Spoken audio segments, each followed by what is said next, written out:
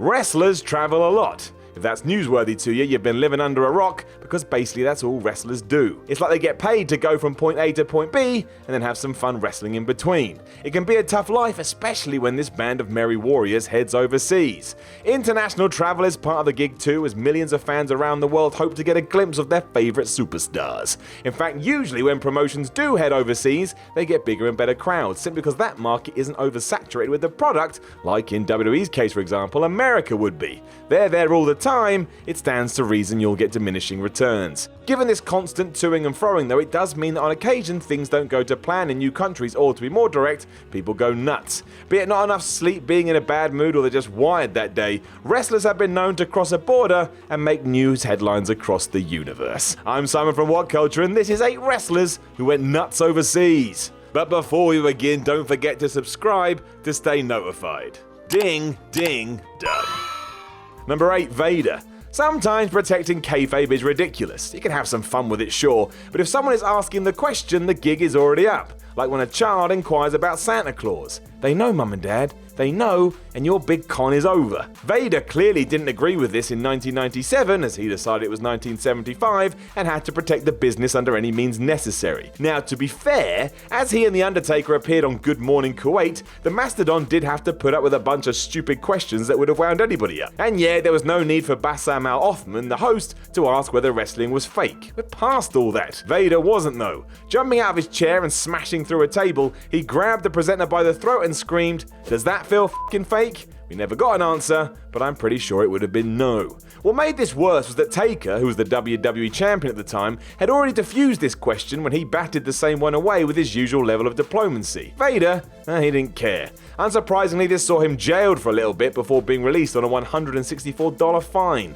The whole thing could have been avoided and just underlined Vince McMahon's thoughts that Vader shouldn't be any further up the card than he already was. The disdain in the boss's voice as he reported the incident on Monday Night Raw was palpable. Number 7, Kevin Owens and Sami Zayn. This one was strange. In November 2017, Kevin Owens and Sami Zayn were back together after whooping Shane McMahon's ass at Hell in a Cell. The pair were trying to ruin SmackDown Live as best they could, and they were starting at the top. They were punished for their actions and banned from the Survivor Series pay-per-view when fiction and reality merged a little too closely together during a tour of the UK. Just hours before AJ Styles won the WWE Championship from Jinder Mahal on a Manchester-taped SmackDown, Owens and Zayn escaped an attack from the New Day. That sounds fine, heels were just getting out of there, but that's not what they were meant to do. Booked to stay in the ring and get beaten up, it was a bizarre act of self-preservation from a usual professional duo. At first it seemed like a very well orchestrated work to trick fans, but the fact they were missing from every remaining house show poo-pooed that straight away. It was almost like they'd gone into business for themselves. They came back at the aforementioned pay-per-view to try and take out McMahon again,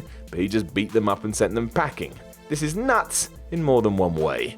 Number 6, Psycho Sid and Arn Anderson. Sometimes you hear stories from the wrestling world and it's hard to believe they happened. It's not as bad today, thank goodness, but years ago, my word, it is almost terrifying. Happening during a 1993 WCW UK tour, all the wrestlers found themselves drinking in a Blackburn hotel. If you live in the United Kingdom, you already know what a weird picture that paints. Maybe they went and said hello to Alan Shearer. If they did, I'm sure the Premier League's top ever goal scorer would have been horrified because the entire roster had to separate Arn and Sid after the latter had insulted Ric Flair. Now that's dumb anyway, but Sid's point was that the Nature Boy wasn't a draw. Come on now, man. It calmed down eventually, but only for a few hours. The real nightmare happened when both were back in their rooms. Unable to let it lie, Sid knocked on Arn's door in an attempt to knock him out. Because wrestling is mental, a pair of scissors was somehow introduced, and Sid took that as his opening to stab Anderson to the point he thought he was dying. Which anyone would, this is basically attempted murder. Double A thankfully made a recovery, but not without it making news all over the place. Sid, who was booked to defeat Vader for the WCW heavyweight title at Starrcade, was fired, and of all people, Ric Flair took his place.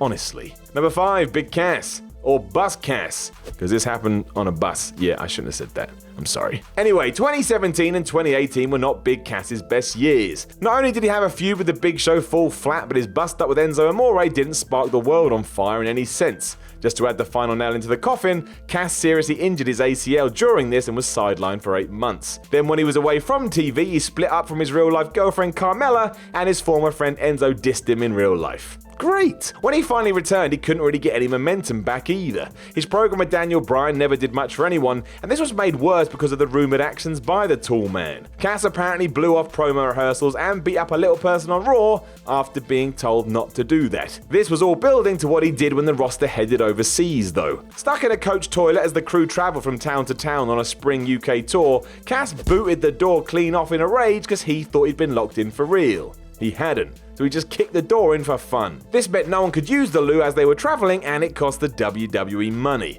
It was just the next step in a long list of problems for Big Cass, and he was released soon afterwards. Number 4, everybody on the plane ride from hell. The amount of chaos that fell out from WWE's 2002 plane ride from hell was madness. It was like taking a bunch of kids on an aircraft and telling them to go crazy. The real irony is that it was this year when Vince McMahon had told us he was bringing back a lethal dose of poison to the company thanks to the NWO. But only 2 of them fell foul here, that being X-Pac and Scott Hall. Then it was just a case of everyone throwing their oar in as the crew flew back from the UK's Insurrection pay-per-view. In short, X-Pac cut Michael Hayes' mullet after he passed out, Ric Flair walked around naked under his wrestling robe, Goldust was drunk, and Brock Lesnar and Kurt Hennig almost died when their friendly wrestling contest saw them smash into an emergency exit. Just imagine what would have happened if the door had opened. Though he wasn't attached to any of the headline incidents, Hall was on a final warning about his boozing in general and was let go shortly afterwards due to his poor condition. Number 3, Chyna and X-Pac. After being released from the WWE in 2001 and 2002, Chyna and X-Pac found themselves struggling with certain issues. We all know the fallout from that, but at the time it led to them joining forces to make a pornographic film called One Night in China in 2004. And yes, I said those words. Not only was it released internationally, but it was a parody of a Paris Hilton sex tape that was around at the time, and the 2 wrestlers went much further than that. The idea here was that the pair went around China having lots of sex, among other things. And now clean and very inspirational Waltman has shared regret about the experience, but it wasn't completely without merit for them. Shifting 100,000 units for Red Light District Entertainment, the duo made a lot of money from it, and it did lead Chyna into a full-time role within adult entertainment. With that said, yeah. Number 2, William Regal. As ever, when William Regal comes up in a list, never forget how awesome and important he is to WWE today.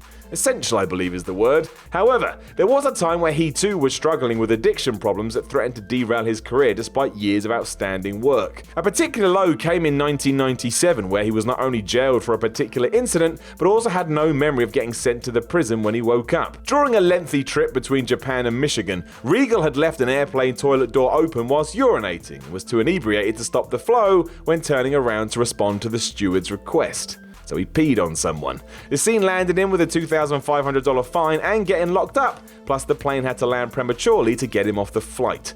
It's all about where you end up though, and Regal, as said, is a damn hero.